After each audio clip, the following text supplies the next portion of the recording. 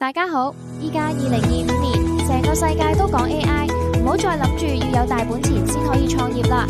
其實你只需要一部手提電腦同埋上網，已經可以開始你嘅 AI 生意。今日我想同大家分享幾個用 AI 揾錢嘅方法，全部都係零成本起步。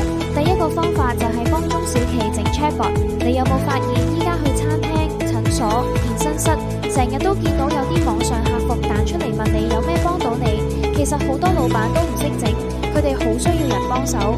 你可以用啲免費 AI 工具，好似 ManyChat、Tidio、WordPress、拖拉就做到，唔使識寫 code。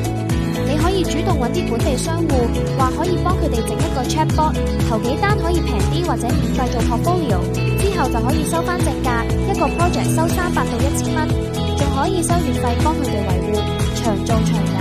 第二 AI 寫作都好掂，依家每間公司都要寫 blog、產品介紹、社交媒體 post、電郵推廣，但唔係個個都識寫。你可以用 ChatGPT、Copy.AI、Jasper 呢啲工具，幾分鐘就寫好一篇文。你可以上 Fiverr、Upwork 揾客，或者直接揾啲本地 startup 網店幫手，寫一篇收幾十到100蚊，一日寫幾篇都得。仲可以專攻某啲行業，例如地產、保險、科技，做專家更值錢。第三 Prompt Engineering 都好揾食。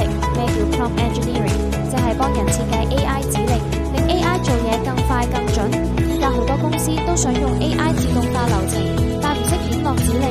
你可以學下 OpenAI 啲教學，或者睇 YouTube 教學，之後幫人設計 prompt， 甚至賣 prompt 模板，放上 Gumroad Etsy 賣。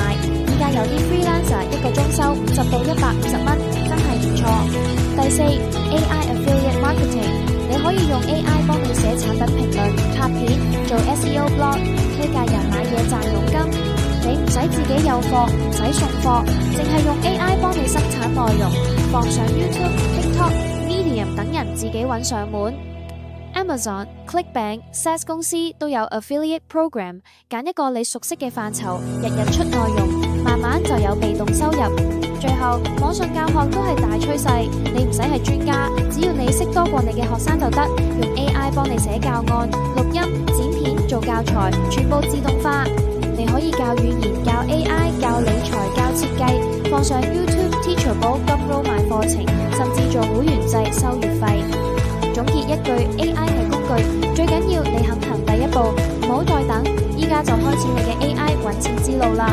如果你有咩想深入了解，留言話我知，我再拍片同大家詳細講解。記住 Like、Share、Subscribe， 支持下我哋，等我哋一齊用 AI 創造新未來。